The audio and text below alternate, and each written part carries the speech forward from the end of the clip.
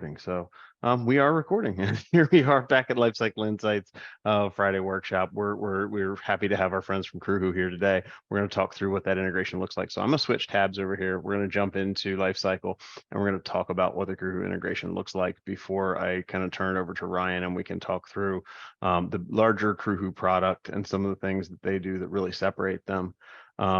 But before we jump in, I want to give a disclaimer. I'm a raving fan of Crewhu. I used it at my MSP. I love some of the stuff that they do. So if you sense a little bias in my conversation today, it absolutely is a thing. But take that for the nickel that it's worth.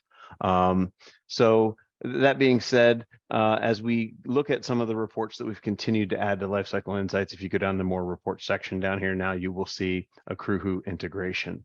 If you go down to integrations, you'll actually have the ability to integrate with your Crewhu instance right here. Pretty typical of our regular integrations. You can come out here, put in the URL, the client ID and the secret key, and then of course go through and match the companies that you have enabled in Crewhu to match the LCI companies so that we know which company is which as they come over. It's pretty simple integration, doesn't take a whole lot to get set up. And then when you go back to more reports, you're going to have this Crewhu report as an option. It'll also be in Report Builder as something that you can pull to go out with your data or with your regular quarterly business review. So this is pretty straightforward, pretty standard. This is going to give us the ability to say, hey, let me see what my Crewhu responses look like. And of course, my dummy data doesn't have a lot of dates on it, so everything was entered on the same day. It's all doesn't sort very well. But if you were to do it, you'd obviously get to choose the cadence that you show to the customer. And we also can sort by rating. We can swatch by rating. I think this is such a cool little feature because now we can show the client if we get 200 greens, we don't necessarily need to show them all to the client, but we could show the client just the things that were problematic or something like that. And of course, we can carry forward some of the comments and things that the customers are bringing to us. The integration is, again, like I said, really, really straightforward, really simple. It's the same thing that we do with the Smileback integration. So if you've seen that, you've probably seen the majority of what this integration does. But I want to show you the last thing, which is how we use it over here in the customer success module, because one of the things that we work hard to build out in client success is that health score. And so as we get into figuring out what our health scores look like, we're actually able to come in here and populate Crewhu CSAT as a metric for our health score. And if we look at that one, you can see I only want to use information from the last 3 months, and we're going to weight that information. And then of course we can give it a description.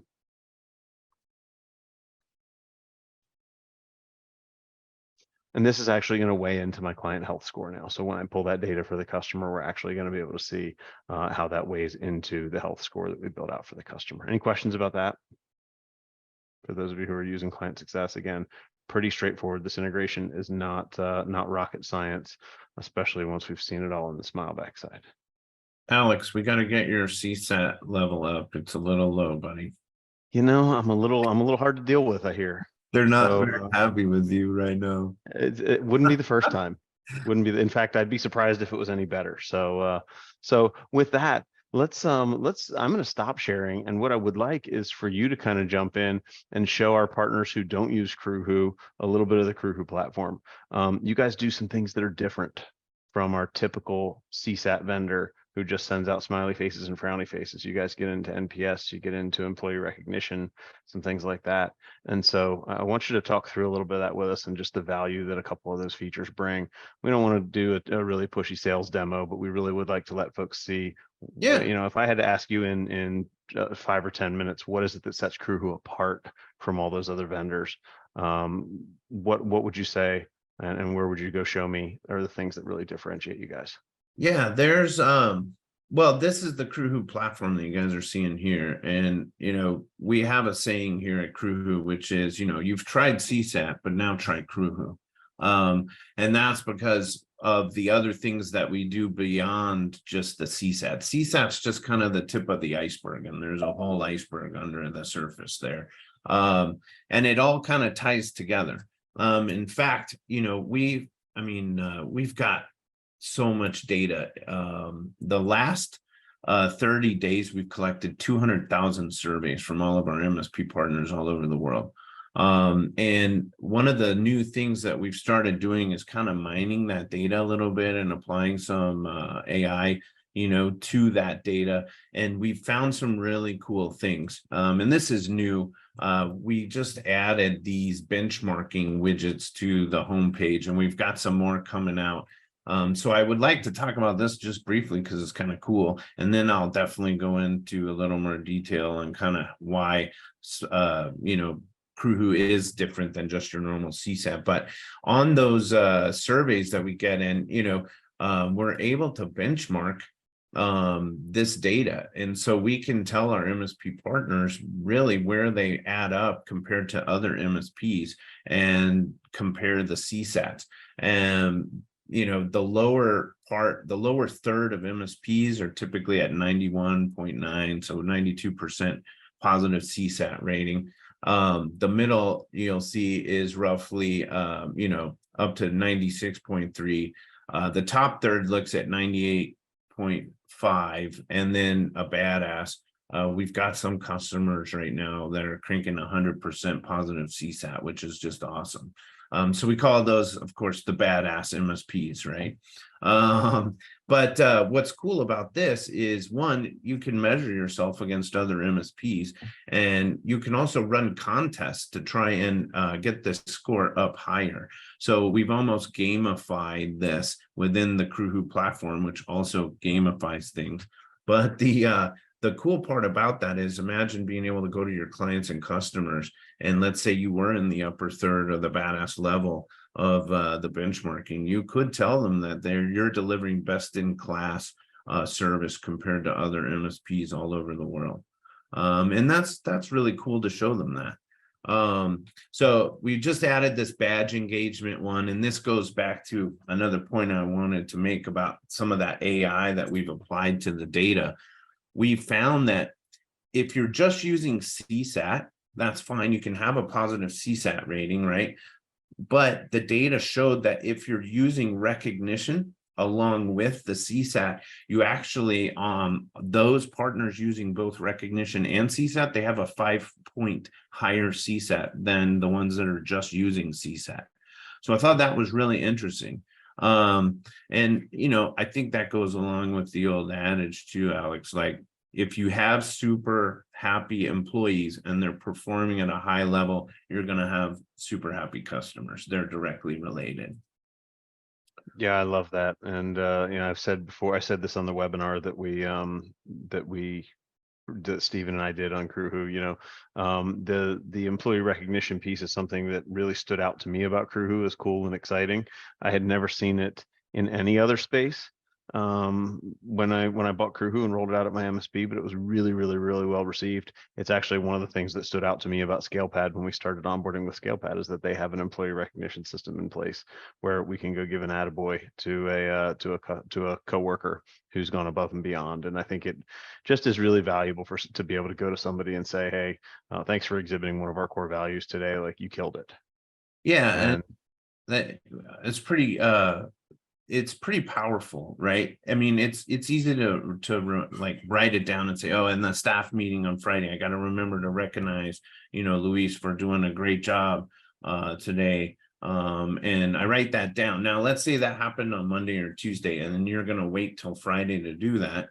And if you remember to do it on Friday, right, it's going to lose some of its power, some of its effectiveness. But if you can capture it when it happens, and then do it publicly and quickly and promptly, you can kind of capture the whole effectiveness of that. And it's a really powerful tool. I mean, we all know when you're doing tickets, sometimes it's a thankless job. You got your head down and you're just going. But to just stop and kind of celebrate those daily wins, Steven says that all the time, you got to stop and celebrate those daily wins. But it matters. We always used to say, nobody ever calls the help desk to say, hey man, it's Friday, I just wanted to let you know everything works great and I really appreciate you. Like, that's the phone call that will never come. You could die at your desk waiting for that call. So it's a thankless job. It's a tough job.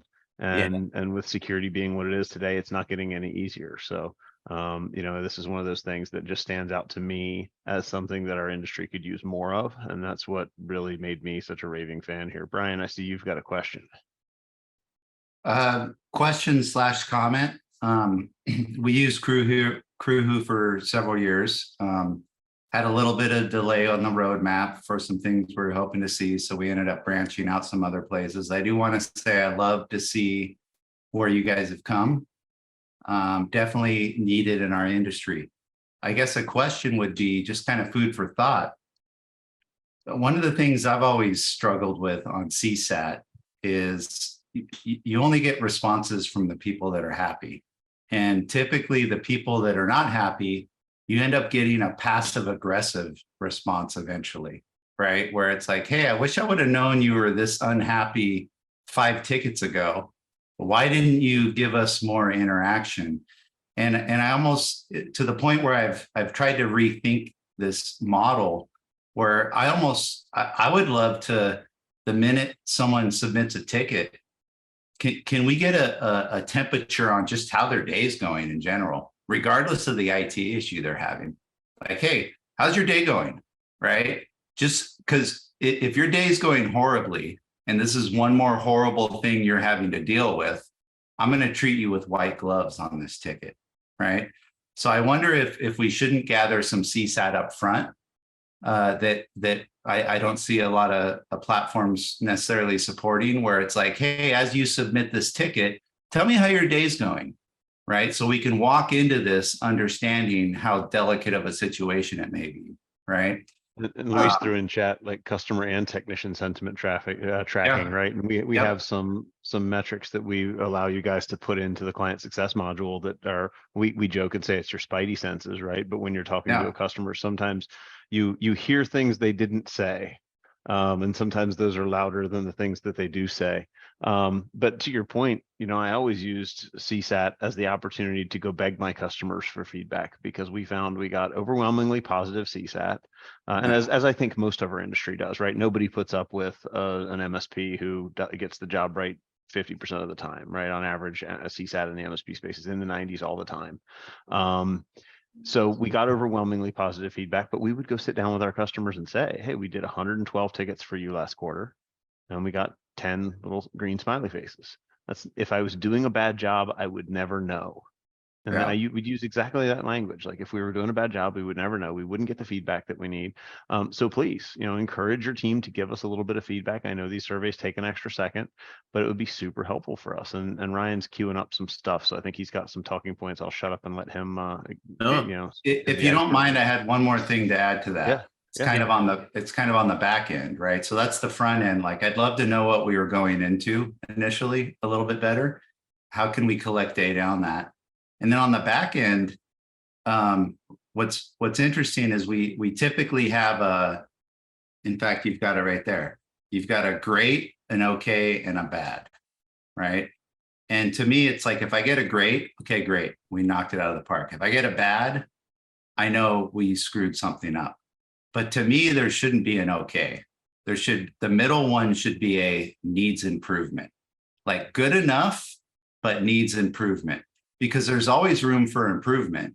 And if I get an okay, I might just ignore it, versus a good enough, but needs improvement, where we still want to dive into it to figure out how we could have done better. How could we have gotten it to be a great, right? Well, I think that's a culture thing at your MSP, right? At my MSP, we had the same CPR response for a yellow or for an okay as we did with for a bad face, right? Because we know that customers behave in that passive aggressive fashion and go, well, I don't want you to fire Mark, but he annoyed me today, right? And so, instead of it don't impress me much. Nice. Luis is taking the music stand. The music reference, as Jason Slagle would say, they haven't annoyed me today. That there's a certain amount of, even when something just gets that little yellow, you want to pick up the phone and go, hey, what happened? We obviously missed the mark. We strive for 100%.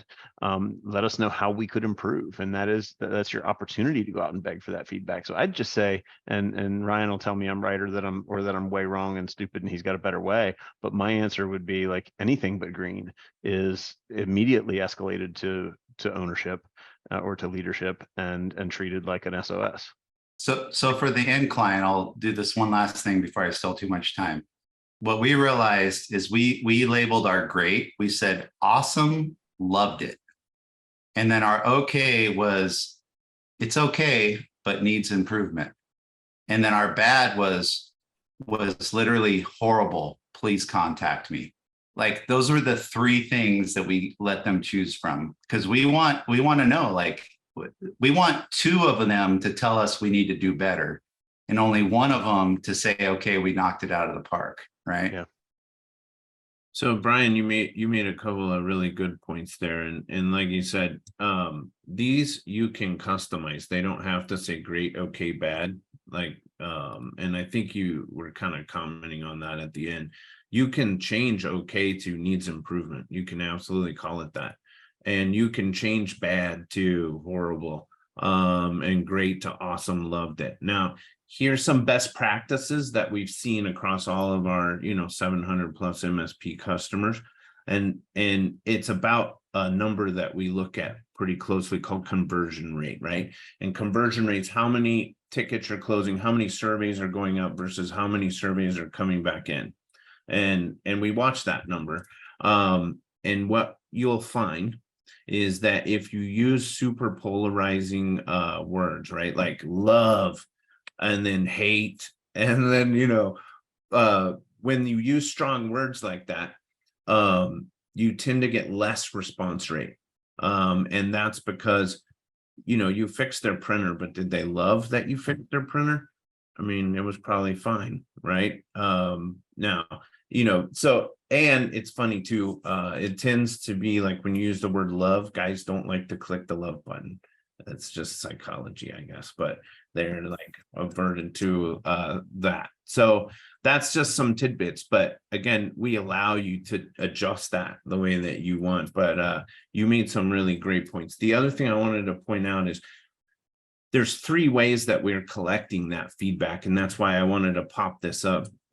This is spontaneous feedback. So this would be in an email signature survey. So it could be feedback left at any time. Meaning it's not transactional feedback, right?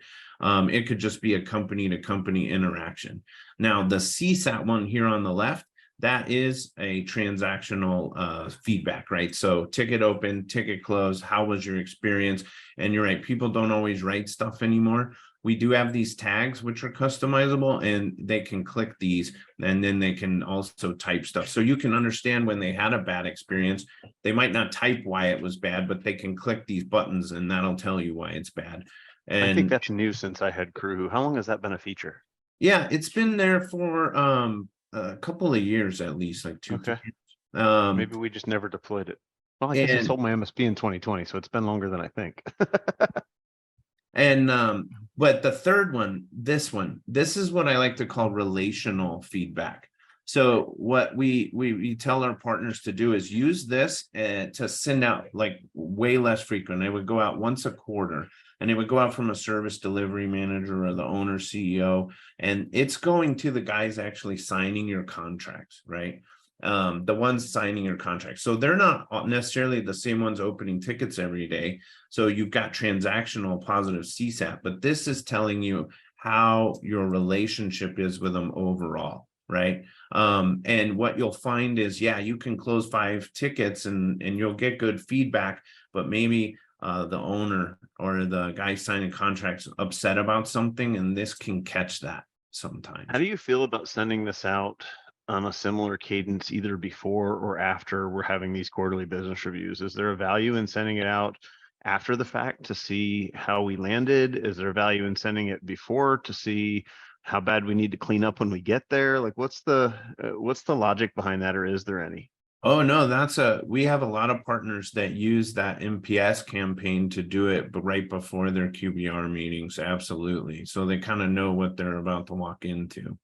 Yeah, I mean, I see the value too of trying to do it after the fact to see if we really landed the meeting, if they walked away from it feeling like the relationship is what it should be, and those kind of things. So interested to see if there's a difference in in value or functionality if somebody does it at one cadence or another. I'd be interested to hear from the partners who are using that kind of stuff. If you experience more valuable feedback at one cadence or the other. Yeah, we typically see it going up before the QBR. But yeah, you could, absolutely send it out again. That you're always trying to balance, right? Am I sending too much stuff out, or not? But Right. if you told them in the QBR meeting, hey, we're gonna send you another survey, please let us know how we did. I think that you're educating them like that, and that can absolutely help. I like, I think, we're in a world where everybody's so sensitive to criticism that sometimes folks don't want to give you feedback, just because as a culture, we can be a little sensitive sometimes, and they don't realize that as business owners, like feedback is literally how we fix our business. It's how we improve our business. It's how we find even things that could be a tad more friendly or a tad more efficient. I used to say a little more frictionless to deal with, right? Is there anything I can do to remove some friction from how we work together on a day-to-day basis? And customers don't want to give you negative feedback even when you're begging for it sometimes, because I think they're afraid to offend you. Yeah. One comment, Alex, also is that I think also for small shops, I totally want to recognize the challenge there that exists in having your customers answer a survey that they know goes directly to you in that scenario where there's kind of no separation of jury and executioner, so to speak. That was at least the challenge I had in the early days with Zendesk surveys when I was using that. And people just felt like it was silly to send me a survey for a ticket that I read, that I just helped them with for something that, I'm responsible and accountable for either way. I get it, So, but at the end of the yeah. day, they want to, I would want to know if I pissed them off or if I sent them away happy. And sometimes your spidey senses don't really land. So yeah, there's definitely a difference, a disconnect, I think, between the way the customer looks at it and the way that we look at it. And the NPS, I think, is something worthwhile trying to get into today a bit, the combination of those two things, because I think we miss a lot of the mark by not understanding how the rest of the company of one of our customers feels about things in general. A lot of middle management is often ignored by the smaller shops. We only wanted to talk to the business owner. And a lot of the sort of in the ranks employees may also never raise an issue and therefore never have a survey, just because they just are not raising tickets, or they just kind of do it casually when the person's walking around. So we miss a lot of those opportunities too. I agree. And actually, I want to take Brian's question, and then I want Ryan to explain to us the difference in CSAT and NPS and how you use those differently, both how you collect them differently and how you use them differently inside your business, because I think there is a significant difference in those two metrics. So Brian, what you got, buddy? So third leg to the conversation of NPS and CSAT is, hey, we just finished a project. Can we have some sort of customized form that goes out to the owners at the client to tell us how we did on that project, right? Something we can collect metrics on an ongoing basis and measure how well we're doing in different And areas. Luis, I hear that question, and I think after every onboarding, we should send one of those. Well, and that's fair too. That's considered a project, right? And Right. It's a little mini project. Yeah. We have project surveys that you can send out. We call them custom surveys. So a lot of our partners will do a server migration, or whatever that project is, they'll use those custom surveys, the one-offs, to send out and find out, hey, how'd the project go? Awesome. That's good to know. So Brian threw a question in chat too, and let's just take that one while we're sitting here, and then we'll jump into the difference between CSAT and NPS. Is there a way to import CSAT from other platforms into Crewhu to kind of fill this out? Oh yeah, absolutely. We do that quite often, actually. So we'll import all your historic CSAT, whether it's from Customer Thermometer, Smileback, any of them really. We'll pull them in. Good to know. Good to know. So now let's dive into that other topic, right? CSAT versus NPS. What's the difference? When is the right time to use each of those, and how should I respond differently or react differently as a business owner or a manager to those different kinds of feedback? Yeah. I'll just pull that up because I like visual aids again. So hope that doesn't bother anybody. Can you guys see that slide again? Yep. All right. So has anybody ever had a positive CSAT rating and still churned a client before? 100%. Yeah, I don't think I've ever had a client that had a negative CSAT rating overall, yeah. right? They're all in the upper nines, even the ones that quit. That quit. So it can absolutely happen, right? So I feel like NPS, that relational feedback again, will kind of help with some of that. Because again, transactionally everything might be fine, but there's probably some other problem or overlaying thing there, and you only know what they communicate to you about. So, CSAT's great for transactions, absolutely, probably the best tool there. The NPS, it can be used in a lot of different ways. I would say it's more strategic, right? So again, sending that to the guy signing your contract is going to let you know relationally how things are going, right? And those 9s and 10s on there, those are your promoters. Now, if you've got 30 clients, right, and you want to understand with good detail, okay, which ones are promoters, which ones love us, they're going to be your 9s and 10s. Now, the ones that click the 6, 7, and 8s, those are neutral. So those are the ones that you need to nurture. And it's good to identify which clients need a little nurturing, right? So you can kind of focus on those. Now, your 9s and 10s, those are going to be promoters of you. And they're also going to be great targets for referral business. And I'm going to show you one of our clients who added 700,000 in ARR to their MSP using this NPS campaign. Now, detractors are 5 and below, then those are the ones that are going to tell you, hey, there's a problem there. So that's going to help you kind of steer through the difference between, hey, we've got a positive CSAT rating, but yeah, there's still another problem there. And I like what Luis said a lot too, which is, you often forget about the middle management, right? But the middle management is who the upper management's going to listen to.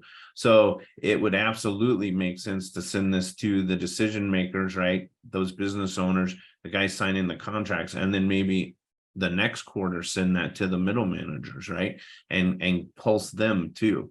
So overall, you're just trying to kind of piece together visibility, because it's easy to say, oh, I'm delivering great service. And you can think you're delivering great service. And then there's the perceived reality of actually how it's being perceived on the other side. You think until you don't know.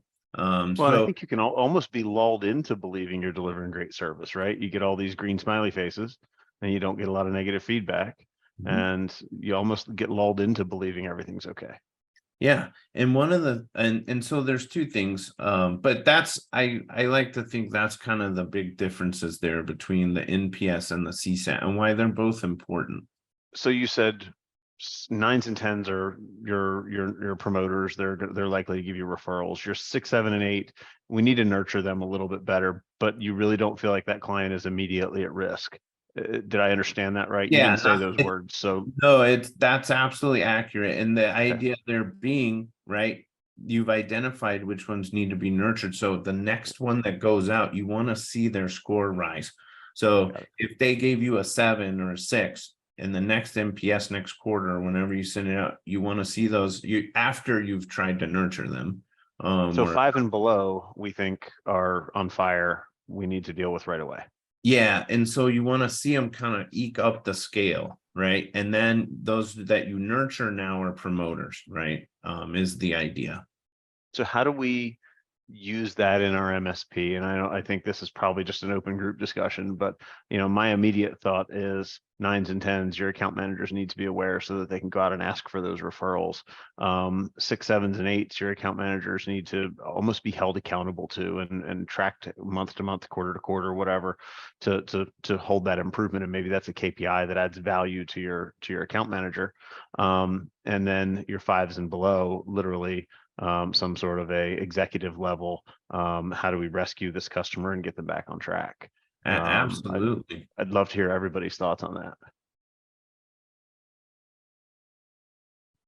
I wanted to chime in on something. It's related, but it's probably my biggest, when I think of CSAT, it's my biggest kind of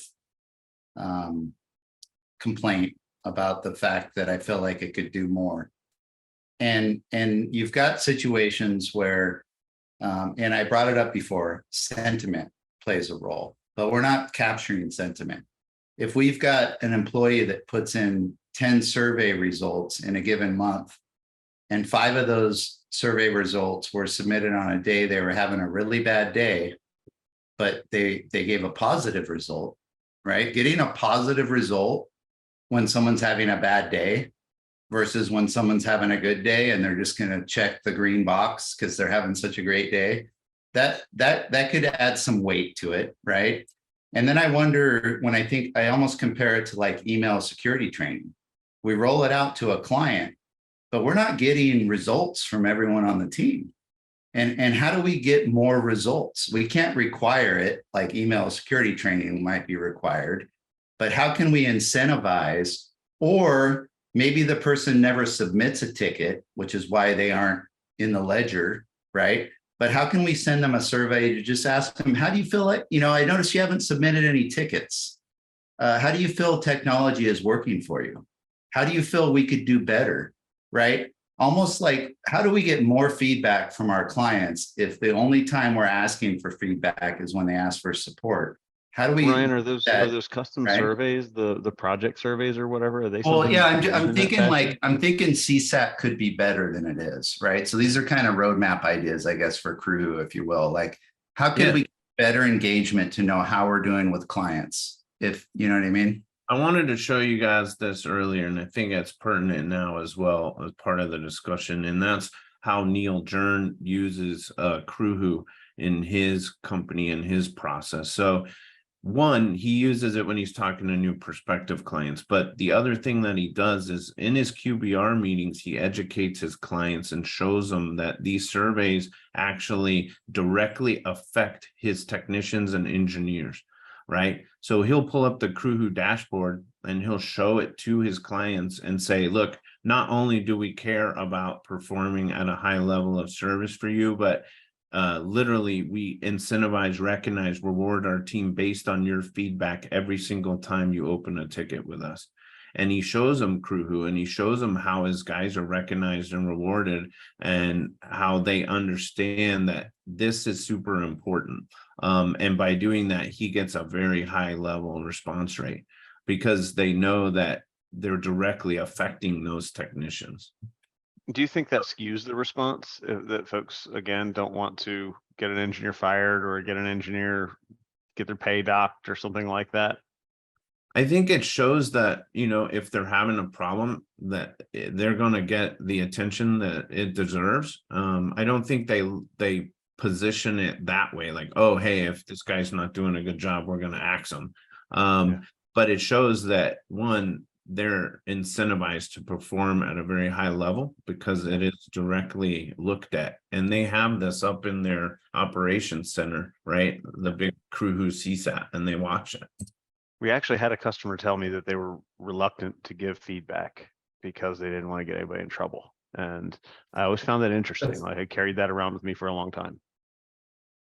I mean, you're going to have people that are like that you don't want to. Well, I mean, they're employees. I think I'll just fire you instead. Yeah. I mean, right. I mean, that's they're employees themselves, so they're putting themselves in the other employee's shoes and saying, "What I want to get bad feedback," right? So they're already tossing out more slack than they should, just because they feel like I wouldn't want to get this bad feedback, right? Right. Carrie, you had a comment on that? Yes. So like, I'm the client success manager over here at iTech, and I've had plenty of clients who've reached out with an issue where they wanted the issue solved, but they didn't want to get anyone in trouble. Like, I don't want to get in trouble. This is what happened. And it's, it's where the actions of an engineer would potentially, warrant discipline depending on how it went or whatever. But really, they're just wanting the problem solved. And so it's like, well, how do you dissect that? And so then I take that internally, and then, first thing we do is obviously fix the problem. And then, then I work with our service delivery manager to educate our engineer on what went wrong and things like that.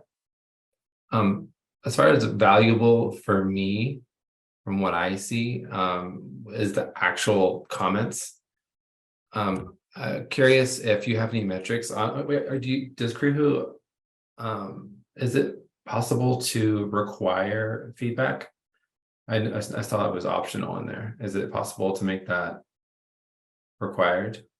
Or if it is there any metrics to see if there's less engagement if it is required? No, we don't. Because if you make it required, then again, your conversion rate's going to go down and you won't get as many responses. So we don't make it required. It is optional, but But people yeah, typically will only type stuff if they're super stoked or they're really pissed. Super pissed. right. Just because to just seeing the face is like, it doesn't mean much really, unless if I get a negative feedback and there's no words on it, I do reach out to the client and being like, hey, what went wrong? And sometimes it was an accident.